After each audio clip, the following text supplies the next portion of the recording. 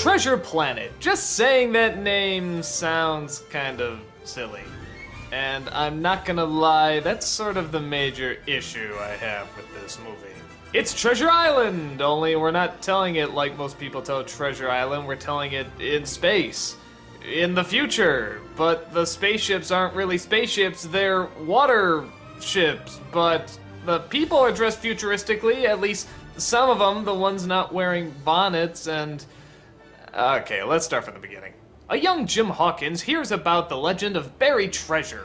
Only like we said before, it's not at Treasure Island, it's on Treasure Planet. Years go by and Jim Hawkins, it turns out, is now a delinquent, always getting in trouble and feeling bad that his father left. Wow, is that really in a Disney film? No car accident, no tragic death, he actually just up and left. Wow, that's actually pretty rare.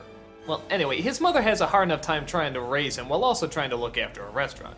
But all that changes when he comes across a treasure map, or treasure sphere, whatever, that apparently shows them the location of Treasure Planet.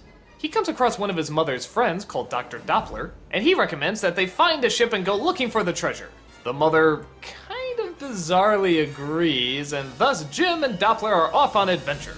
The captain this time around is a cat lady. No, I don't mean she likes cats, I mean literally she's half cat, half lady. Played by Emma Thompson.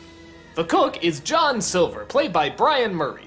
And he also comes across a few other little friends, like this little glob of goo named Morph, a robot voiced by Martin Short, and all sorts of other weird oddities.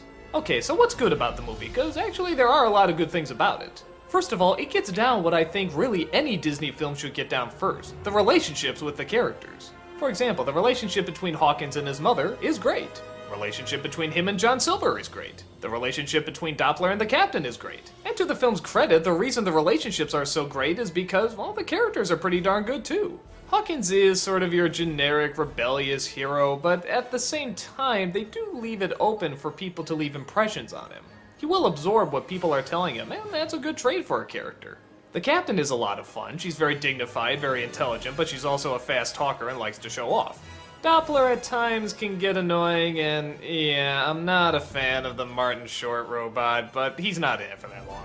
John Silver is great, as the character should be, both being diabolical but also having a soft side for Hawkins.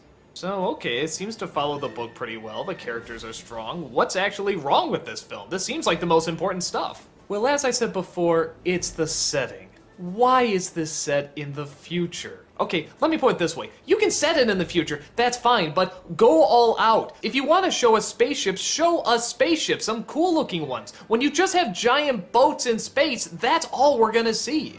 You have futuristic parasailing in the sky, but then you also have people in 19th century dress. Honestly, it's just distracting. Sometimes it really works, like all the mechanics on John Silver. Instead of just having a fake leg, he has a fake arm, a fake eye, and all of it's technologically advanced. That's pretty cool. I just wish the rest of the movie went that far.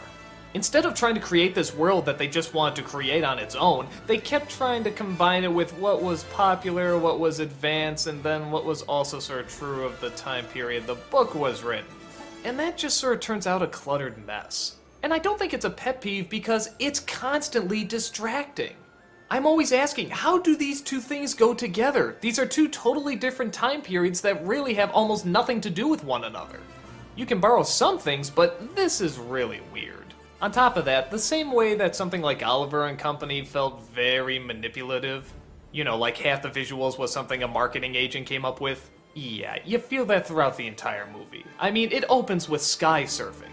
All I could think of was that opening in the Power Rangers movie where they go sky surfing too. It's like, really? Look, you can relate with Jim Hawkins. He's doing cool stuff. Ooh! He wears a short black jacket. He has a cool haircut. He's got a ponytail. Rad! He goes to his mother who looks like something out of Moby Dick. Wait, what? So yeah, I wasn't on board with the idea. I constantly felt like I was being manipulated. And really, I wanted to see Disney do Treasure Island. No gimmicks, no whatever's cool at the time. Just tell Treasure Island. So, I guess my final sum up is, when they do tell Treasure Island, it's good. And when they try to do something cool and hip, it's lame.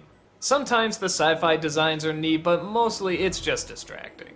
I don't know, if you can look at these visuals and they don't bother you, in fact you actually find yourself getting into it, you'll probably like this movie fine. For me, it just constantly took me out of it. And I would have liked to have seen the original source material really come to life as told by Disney. But it's not horrible. It's not even really that bad. I could just never get into it as much as the movie wants me to get into it. Hopefully you can draw your own conclusions and you can see if this movie is worth your time.